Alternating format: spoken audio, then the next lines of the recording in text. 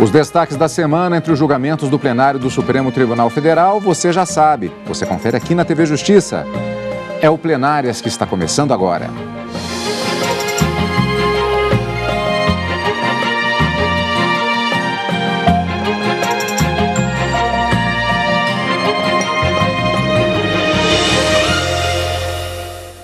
Adentrando o ano de 2014, já na segunda semana de julgamentos no plenário do STF, hoje destaques das sessões dos dias 12 e 13 de fevereiro de 2014. Karina, nós tivemos uma quinta-feira, começando do final agora, marcada essencialmente por matéria penal, quase que exclusivamente, melhor dizendo, por matéria penal, embora tenha se tratado também de questões naqueles processos, às vezes, referentes a questões constitucionais. E uma quarta-feira com temas bastante variados também. Muitos processos julgados nesta segunda semana de julgamentos do plenário. Eu diria que o ano de 2014 aqui no Supremo começou com as caldeiras bastante esquentadas. Semana passada tivemos um grande número de julgamentos com um único pedido de vista e, portanto, a interrupção de julgamento, e essa semana não foi diferente. Essa semana nós tivemos matéria tributária no plenário do Supremo Tribunal Federal, falando acerca de imunidade tributária, a cobrança do PIS, por exemplo, a determinadas entidades. Anterioridade nonagesimal também foi discutida, envolvendo também essa cobrança do PIS. Tivemos uma discussão bastante rápida acerca dos poderes de investigação das CPIs estaduais, embora tendo sido julgado prejudicado o pedido, confirmou-se, o ministro Joaquim Barbosa acabou confirmando o entendimento do Supremo de que as CPIs estaduais também podem fazer solicitação de quebra de sigilo fiscal junto à Receita Federal.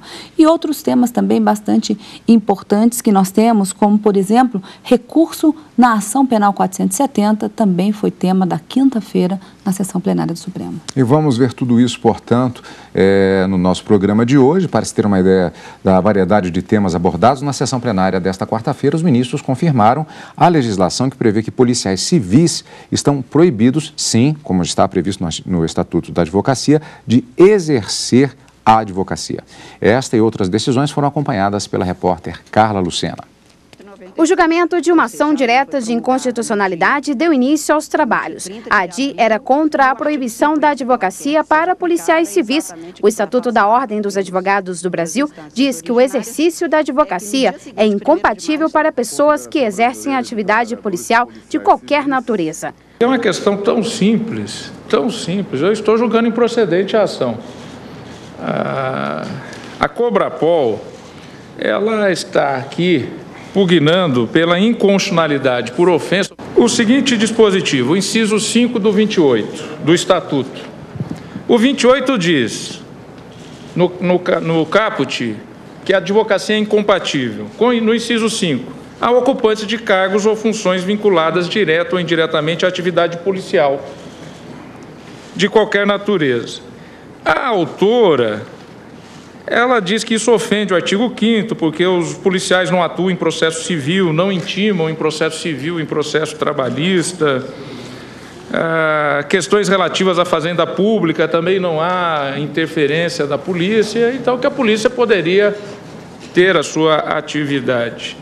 Foi aplicado, poderia ter a sua atividade e também, sendo bacharel em Direito, inscrito na OAB, não ter aquele que é policial, a sua inscrição suspensa. Foi aplicado o 12, o Congresso manifestou-se pela constitucionalidade, a Advocacia pronunciou-se pela improcedência, a Procuradoria também. Este é o relatório, senhor presidente, e eu estou julgando improcedente a ação. A vedação do exercício da atividade de advocacia por aqueles que desempenham direto ou indiretamente serviço de caráter policial não se presta a fazer distinção qualificativa entre atividade policial e advocacia. Cada qual presta serviços igualmente e imensamente relevantes no âmbito social, havendo inclusive previsão expressa na Carta Magna a respeito dessas atividades. Tanto a Polícia Judiciária está descrita na Carta da República, quanto a advocacia. O que pretendeu o legislador foi estabelecer cláusula de incompatibilidade de exercício simultâneo das referidas atividades, por entendê-lo prejudicial às relevantes funções de cada qual. Referido óbice não é inovação trazida pelo Estatuto atualmente vigente, já estava no antigo Estatuto. Eu estou, senhor presidente, em resumo, julgando improcedente a ação. Todos os ministros decidiram manter a proibição. Em seguida, julgaram 2 recursos extraordinários. No primeiro, foi decidido por unanimidade que a cobrança do PIS deve obedecer o prazo de 90 dias para o início da arrecadação.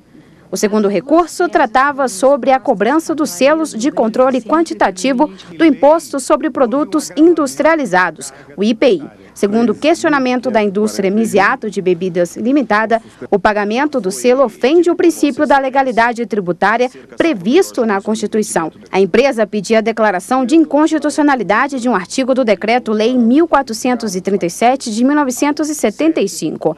O advogado da empresa sustentou que a contribuição poderia gerar concorrência desleal, além de afetar a segurança jurídica. A questão é pacífica no Supremo Tribunal Federal.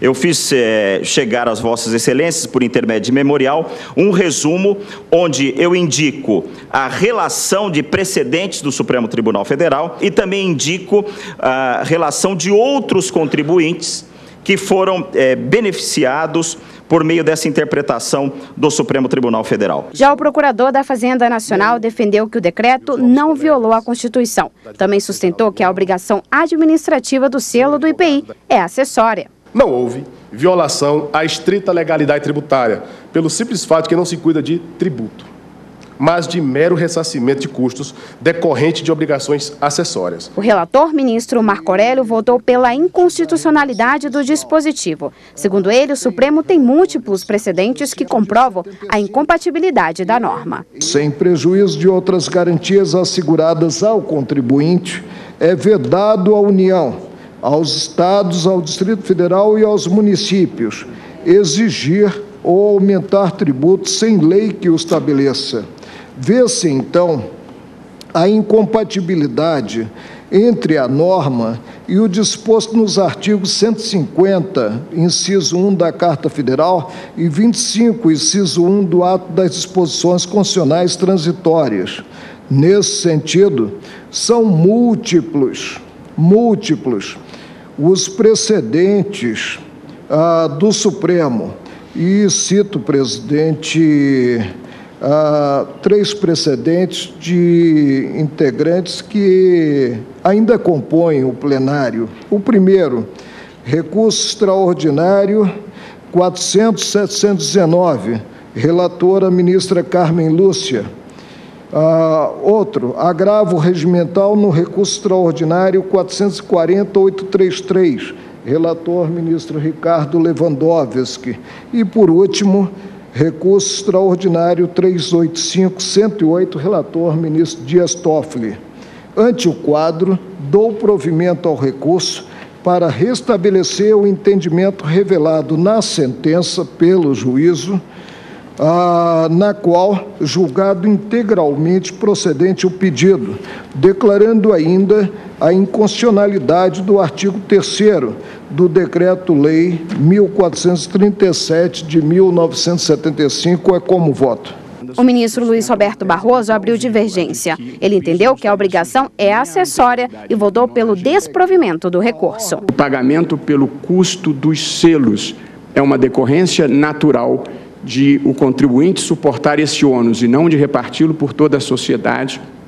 Entendo que não há violação da legalidade, porque há previsão expressa da existência do selo, existe delegação normativa expressa a competência regulamentar e o decreto-lei, que não é competência regulamentar, mas competência normativa primária, sendo de 1975, instituiu a cobrança deste selo. De modo que não vejo problema quanto à legalidade tributária e estou divergindo do eminente relator e negando provimento ao recurso interposto. É como voto, presidente. A ministra Rosa Weber acompanhou a divergência, mas o plenário, por maioria, decidiu negar provimento ao recurso, entendendo pela ilegalidade da cobrança do selo. Portanto, são diversos julgamentos que aconteceram na sessão plenária da quarta-feira. Podemos destacar alguns temas. Eu vou começar com o que talvez não seja propriamente o mais complicado, mas que tem um nome que assusta, que é referência à anterioridade nonagesimal. Karina, o que é isso? Aqui o que se discutia era se, a respeito da cobrança do PIS, haveria a necessidade do Estado, antes de começar a cobrar esse valor, ter respeitado um princípio que é chamado anterioridade nonagesimal, ou seja, um prazo previsto na Constituição de 90 dias para o início da cobrança. E, nesse caso, os ministros acabaram entendendo que, para essa cobrança do PIS, há necessidade, sim, de observância desse dispositivo da Constituição. A União alegava, nesse caso específico, que seria imprescindível uma lei específica para tratar do tema, mas os ministros entenderam que não, a própria Constituição já delimita o tema e, portanto, é suficiente para dizer que o Estado, quando houver nesse caso de contribuições sociais, quando houver uma majoração, um aumento desse valor, é preciso que se aguarde 90 dias da publicação da lei para que ela seja efetivamente cobrada. Então, anterioridade nonagesimal, prazo de 90 dias para o início da cobrança do PIS, contados a partir da publicação da lei. Essa foi a decisão do Supremo. Voltando àquela ação que foi a primeira julgada, foi até um julgamento rápido com relação aos policiais civis pleiteando o direito a exercerem também a advocacia, como sendo uma das exceções previstas, como acontece, por exemplo, no caso dos procuradores de fazenda, que fazem advocacia estatal e podem advogar efetivamente. Isso está previsto. No caso, por que se considerou que o Estatuto da Advocacia, que já previa esta vedação ao exercício da advocacia pelos policiais civis, por que se manteve, porque o plenário manteve por unanimidade esta proibição? O ministro Dias Toffoli entendeu que haveria uma incompatibilidade no exercício das funções e acabou considerando improcedente essa ação direta de inconstitucionalidade. Não haveria, como se alegava aqui nessa ação direta de inconstitucionalidade, a violação do princípio da isonomia nesse tratamento, né, de alguns procuradores poderem exercer a advocacia junto com a atividade pública, havendo apenas uma restrição de advogar contra a própria fazenda ou contra o próprio Estado. Mas o Estatuto da Ordem prevê que qualquer pessoa que exerça cargo ou função de atividade policial não poderia exercer a advocacia, ainda que bacharel em direito, formado em direito, mesmo que em causa própria, em razão dessa incompatibilidade das duas funções. E com isso o julgamento foi bastante rápido, foi o primeiro julgamento da sessão de quarta-feira e por unanimidade acabaram julgando improcedente essa ação direta. Bom, diversos processos julgados, portanto, na sessão da quarta-feira, temas bastante variados. Eu vou começar com um que talvez não seja até propriamente o mais complicado, embora sempre se tratando de direito tributário, sempre há detalhes que são bastante específicos. No caso, a pergunta é sobre um termo extremamente importante para esse julgamento: anterioridade nonagesimal. E trata-se de um princípio do direito tributário que é previsto na Constituição, e a discussão do plenário na quarta-feira dessa semana foi justamente se essa regra de que para o início da cobrança do PIS deve ser observado o prazo mínimo de 90 dias contados da publicação da legislação. A União entendia que não seria aplicado ao PIS, mas o Supremo acabou decidindo que há sim a necessidade de aplicação deste princípio e que, portanto, o PIS, quando houver uma majoração do tributo, né, dessa cobrança, tem que ser observado o prazo de 90 dias, daí anterioridade nonagesimal. Porque no direito tributário existe um princípio maior chamado princípio da não surpresa. Eu costumo brincar na faculdade que a gente não pode dormir pagando algumas centenas de tributos e amanhecer pagando um a mais de repente, né, de uma forma surpresa. Então, se nós pagamos 10 tributos hoje, amanhã não podemos acordar e ter que pagar 11. Então, esse princípio da anterioridade, ele vem justamente para evitar que isso aconteça. E no caso das contribuições sociais, o Supremo acabou confirmando decisões já proferidas de que, no caso da cobrança do PIS, Programa de Integração Social, é preciso que se respeite o prazo de 90 dias quando houver a majoração dessa cobrança. E, portanto, acabou se confirmando, a União teve a sua tese, de uma certa forma, refutada pelo Supremo, havendo, portanto, a cobrança. Aquele processo que foi o primeiro julgado, foi um julgamento rápido, como vimos, inclusive, a questão da proibição de policiais civis advogarem. A intenção era, por meio de uma ação direta de inconstitucionalidade, se reverter uma proibição que já existia no Estatuto da Advocacia. O Estatuto da Advocacia ele é bastante claro no sentido de se proibir essa advocacia para qualquer pessoa que exerça atividade policial. E o ministro Dias Toffoli foi bastante sumário, o julgamento foi célere, por votação unânime acabaram julgando improcedente essa ação direta de inconstitucionalidade, no sentido de que a vedação é constitucional e não viola o princípio da isonomia, a despeito do que é alegado pelo autor da ação direta de inconstitucionalidade, de que alguns procuradores, por exemplo, poderiam advogar e acumular o serviço público com a advocacia. Mas o Supremo acabou rebatendo que isso não violaria o princípio da isonomia, porque o legislador assim o quis, entendendo que seriam absolutamente incompatíveis o exercício concomitante das duas funções. E com isso acabou, de forma bastante rápida, confirmando a constitucionalidade do dispositivo do Estatuto da Advocacia e julgando improcedente por votação unânime essa ação direta. E a questão das CPIs estaduais?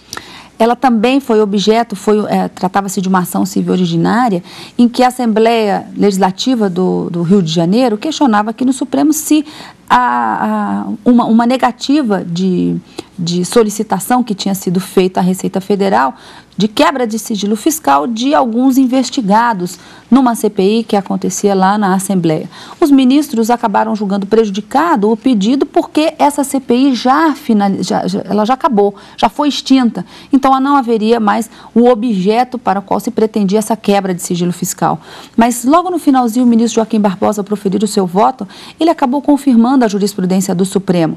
A quebra de sigilo fiscal, ela é possível tanto para CPIs federais como também nas estaduais, conforme decisões reiteradas já proferidas aqui no Supremo Tribunal Federal. Então, não obstante tenha havido um julgamento de prejudicialidade do pedido nessa ação civil originária, acabou-se que os ministros confirmaram a jurisprudência de que CPI estadual, na busca de informações e dentro dos poderes investigatórios próprios que a Constituição garante a essas comissões parlamentares de inquérito, pode sim haver um pedido de quebra de sigilo fiscal nas investigações. Estes foram os destaques da sessão plenária da quarta-feira. Diversos processos foram julgados também na sessão única desta quinta-feira, dia 13 de fevereiro, mas todos referentes à matéria penal. Logo no início da sessão, os ministros julgaram recursos em embargos infringentes de condenados no processo da ação penal 470. O primeiro agravo regimental foi do ex-dirigente do Banco Rural, José Roberto Salgado. A defesa alegou que caberiam os embargos infringentes para todos os casos, mesmo aqueles em que a votação não teve o resultado por maioria de 4 votos favoráveis. Ele pedia também a revisão da pena imposta em uma de suas condenações. O presidente do Supremo Tribunal Federal, ministro Joaquim Barbosa, relator do agravo, negou o recurso. Esta corte já afirmou em entendimento de que não é cabível o recurso previsto no artigo 333, se não houver, no mínimo, 4 votos absolutórios. No caso deste agravante, ele foi condenado à unanimidade pela prática dos crimes de lavagem de dinheiro e gestão fraudulenta de instituição financeira e por maioria de 9 votos condenatórios contra 1 voto absolutório pela prática do crime de evasão de dívidas. Esta Corte já afirmou o entendimento de que é cabível o recurso previsto no artigo 333.1 do regimento apenas se houver, no mínimo, 4 votos pela absolvição. Cito o acórdão proferido no julgamento do recurso de Pedro Correia e prossigo dizendo, diante desse entendimento, vê-se que não se sustenta a alegação da defesa de que os embargos infringentes seriam admissíveis para rediscussão da condenação. O ministro Teori Zavascki divergiu e votou parcialmente precedente o recurso. Segundo ele, em relação à dosimetria da pena, caberia os embargos infringentes. Eu ressalvo meu ponto de vista, mas me rendo aos votos majoritários no plenário. Eu acompanho a Vossa Excelência. O ponto de vista do ministro Teori foi seguido por 3 colegas, mas por maioria de voto, o STF decidiu negar os embargos. A mesma decisão foi adotada nos embargos apresentados por Vinícius Samarani, Ramon Rolebar e Rogério Tolentino. Todos tiveram seus pedidos negados. Em seguida, os ministros julgaram um recurso extraordinário com repercussão geral reconhecida. A União questionava aqui no Supremo a imunidade de pagamento da contribuição do PIS, o Programa de Integração Social, por parte de entidades filantrópicas. Na ausência de lei, a imunidade se impõe e tem aplicação imediata.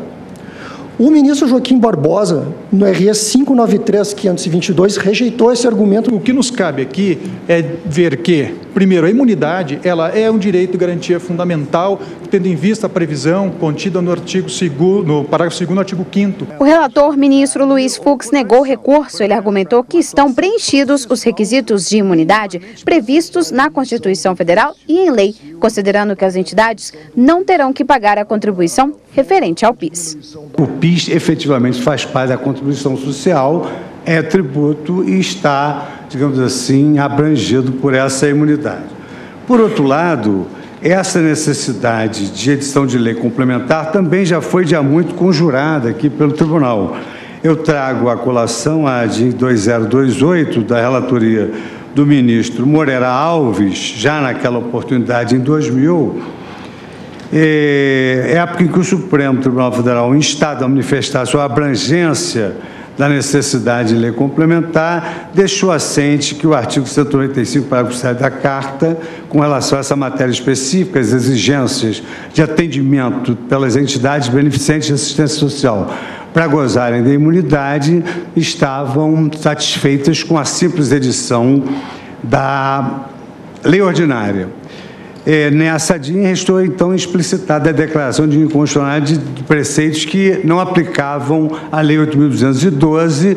É por isso que essa declaração atingiu o artigo 55 da 8.212, com uma nova redação que veio a ser editada em 98, através da Lei 9732. Nesse mesmo sentido, eu trago à colação o recurso extraordinário do ministro Sepúlveda Pertence, da primeira turma, concluindo exatamente que, cumpridos os requisitos do artigo 55 da Lei 8.212, estaria satisfeita a exigência constitucional para efeito de usufruir-se da imunidade prevista no artigo 195, parágrafo 7º, e também aqui, como mencionado na tribuna, o mandado de junção 616 da relatoria do ministro Nelson Jobim. No caso concreto, o Tribunal ACO assentou de forma inequívoca o cumprimento de todos os requisitos. E essa matéria ela é absolutamente insindicável no âmbito do recurso extraordinário, cuja tese há de cingir-se exatamente à constatação de que a lei anunciada no artigo 195, parágrafo 7º, é a lei 8.212 e o seu artigo 55. E não foi por outra razão que o Ministério Público, em sucinto parecer, mas bastante profundo, também concluiu por essa imunidade genérica e, no caso concreto, genericamente por entender que a Lei 8.212 fazia, às vezes, da lei a que se referia o artigo 195, parágrafo 7º, da Constituição Federal.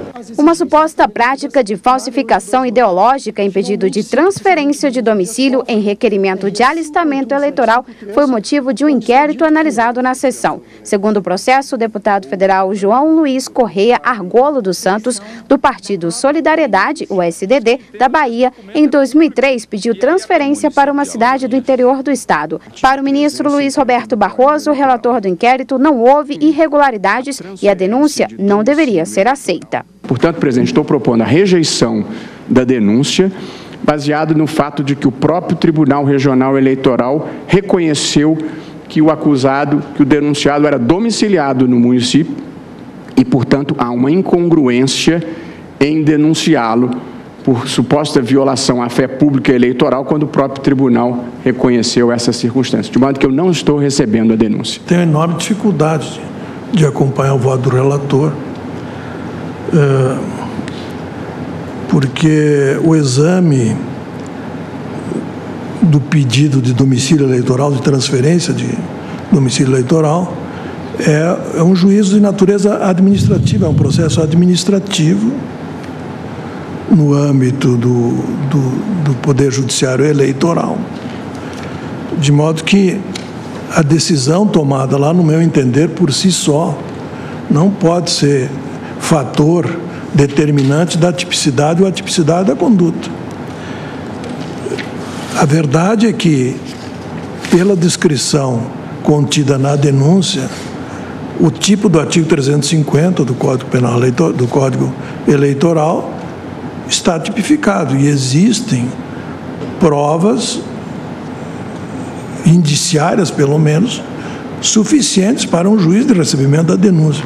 Por decisão da maioria, a denúncia foi rejeitada, mas 2 recursos foram analisados, entre eles o desmembramento de um inquérito. Os ministros mantiveram a decisão do relator, ministro Marco Aurélio, considerando que a ação penal deve seguir no Supremo apenas em relação ao deputado federal Arthur César Pereira Lira, do PP de Alagoas. Diversos processos, portanto, que foram julgados na sessão plenária desta quinta-feira. Karina, é muita coisa debatida, várias teses, inclusive, que levaram a debates, mas talvez os destaques sejam exatamente a questão dos recursos na ação penal 470 e a questão de imunidade tributária, que, na verdade, confirmou uma jurisprudência do Supremo Tribunal Federal. No caso desses recursos nos embargos infringentes na ação penal 470, o argumento era quase o mesmo nos 4 agravos regimentais. A alegação de que não seriam necessários 4 votos favoráveis, conforme determina o regimento interno da Constituição, levando em consideração o que diz o Código de Processo Penal, ou havendo uma divergência ou uma votação por maioria, já seria possível a apresentação dos chamados embargos infringentes. Mas acabou-se por maioria julgando improcedentes esses agravos regimentais, por conta das várias discussões que nós já tivemos, nós, os ministros do Supremo Tribunal Federal, acerca desse tema. Então, em um dos recursos, o que se buscava era o afastamento dessa necessidade dos 4 votos favoráveis. Em outro caso, alegava-se, por exemplo, que os votos proferidos na condenação, em número de 2, por exemplo, fossem somados às penas que foram aplicadas na fase da dosimetria. O ministro Joaquim Barbosa afastou, dizendo que o julgamento, embora seja um só, as condenações é que são levadas em consideração. E outro caso também, que os votos favoráveis no julgamento da ação penal 470 deveriam ser somados aos votos favoráveis nos embargos de declaração, enfim, vários 4 agravos regimentais nesses embargos infringentes que acabaram sendo desprovidos, todos eles por maioria, porque em algum ou outro havia uma divergência acerca de alguns pontos colocados e alguns ministros acabavam julgando procedentes, mas não foi o que a maioria decidiu. Todos eles, portanto, foram rejeitados por votação majoritária. Esse acho que era o grande destaque da quinta-feira. E também o Supremo acabou reafirmando uma jurisprudência acerca de imunidade tributária de entidades filantrópicas sem fins lucrativos. A União, nesse caso, num recurso extraordinário, com repercussão geral reconhecida, alegava que para que essa imunidade fosse efetivamente aplicada, deveria haver uma lei específica e que ela não existia. Os ministros acabaram lembrando a 8.212 de 91, dizendo que não havia qualquer inconstitucionalidade e afirmaram que essas entidades filantrópicas têm sim imunidade tributária, mais uma vez aqui na discussão, em relação ao PIS, Programa de Integração Social. Bom, esses foram os destaques da sessão plenária desta quinta-feira. Fechamos a semana, portanto, e na próxima tem mais, não é, Karina? Na próxima semana, encontro marcado, quarta e quinta-feira ao vivo, no direto do plenário, e no final de semana com plenários, é claro. E como sempre, a gente se despede por aqui, desejando encontrá-lo na próxima semana. Obrigado pela companhia e continue conosco aqui na TV Justiça.